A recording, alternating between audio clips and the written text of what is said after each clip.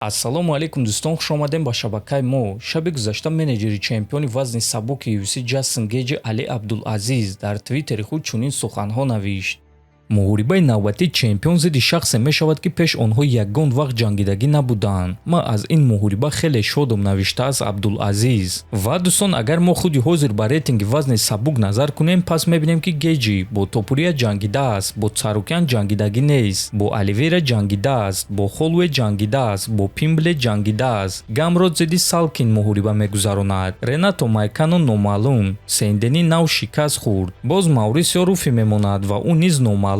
Чӣ гуна ки мебинем аз ҳама шанси зиёд Арман Царукян дорад ва эҳтимолан рақиби навбатии Гейҷи Царукян мешавад, ки ҳамчунин худи Арман чунин суханҳо гуфт: ба наздикӣ муҳориба маро эълон мекунанд. Ба ман аллакай саҳна ва вақти муҳорибаро гуфтанд. Саҳна ва рақиб аллакай тасдиқ шудааст. Бо эҳтимоли калон Гӯштин зидди Ковингтон ҳафтаи меомадагӣ охирон гӯштини ман пеш аз муҳориба мешавад, гуфтааст Царукян. Ва дӯстон, чӣ гуна ки мебинем ба Арман низ саҳна ва номи рақибро гуфтанд ва ин чизро тасдиқ карданд. Аз ҳамин хотир бо эҳтимоли калон гуфта мешавад ки мо шуморо муҳорибаи унвонӣ дар вазни сабук байни Ҷастин Гейҷи ва Арман Царукян интизор аст. Агар ба шумо ё ба шиносои шумо гузаштани граница дар кор бошад, пас мо ба шумо дӯстони худро тавсия медиҳем ки аллакай тӯли чанд сол мешавад ки дар хизмати мардуманд ва дар ин соҳа таҷрибаи калон доранд. Шуморо шофёрҳои таҷрибадор бо мошинҳои комфортни ба роҳат ба граница бурда меоранд. Барои ҳамин худи ҳозир ба номерҳои дар рӯекран буда занг занед ва бо ҳамроҳии ин дӯстони мо граница гузаред. Ин бародарони мо ҳамарӯза дар хизмати ҳамватанонанд.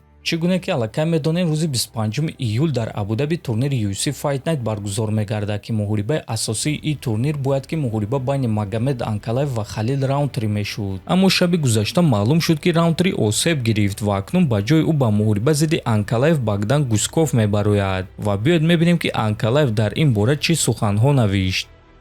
ма бояд ки зидди Халил Раунтри дар турнири UFC Абу-Даби меҷангидум, аммо мутаассифона ӯ осеб гирифт. Ба ӯ саломатӣ хоҳонам ва умедвор мешавам ки ба наздикӣ ӯро дар муҳорибаҳо мебинам. Акнун ман бо Богдан меҷангам. Чӣ гуна ки ман аллакай гуфта будам, ман тайёрам зидди касе ки набошад, кае ки набошад ва куҷое ки набошад муҳориба гузаронам. Фарқ надорад, ман доимо тайёрам, навиштааст Анкалаев. Бояд қайд кард ки UFC ҳамчунин ба Пауло Коста ва Ян Блахович ин муҳорибаро пешниҳод карданд, аммо ҳардуи онҳо розӣ нашуданд. Айни замон Магомед Анкалаев якум рақами рейтинги вазни вазни UFC аст ва баъди мағлубият дар ҷанг зидди Алекс Перейра бармегардад. Богдан Гусков бошад нӯҳум рақами рейтинг аст ва охирон муҳорибаи ӯ зидди Ян Блахович ничия ба анҷом расида буд. Ҳамчунин дӯстон, ногуфта намонад ки дар ин турнир варзигари бебохти тоҷик Нурулло Алиев баромад мекунад, ки рақиби ӯ варзигари амрикоӣ Майк Дэвис хоҳад шуд. Ва чӣ гуна ки худи ҳозир дида истодаед, муҳорибаи Нурулло зидди Майк дар карди пешакӣ ҷой гирифтааст ва сеюм муҳорибаи турнир хоҳад шуд. Лекин ҳамчунин бояд қайд кард ки пеш аз турнир ин кард тағйир ёфта метавонад, чунки баъзе муҳорибаҳо барҳам хӯрда метавонанд ё баъзе ҷангуарон вазни даркориро карда наметавонанд.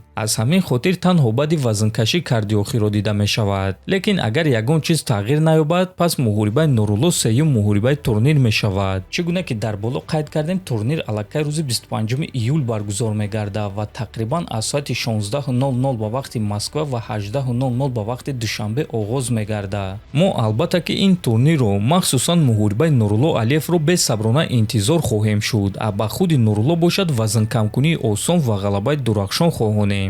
дӯстон, ба фикри шумо дар муҳорибаи Нурулло Алиев ва Майк Дэвис кӣ ғолиб шуда метавонад? Фикрҳои худро нависед, ҳатман дар канали мо обуна шавед. То боздид, хонободу сарбаланд бошед.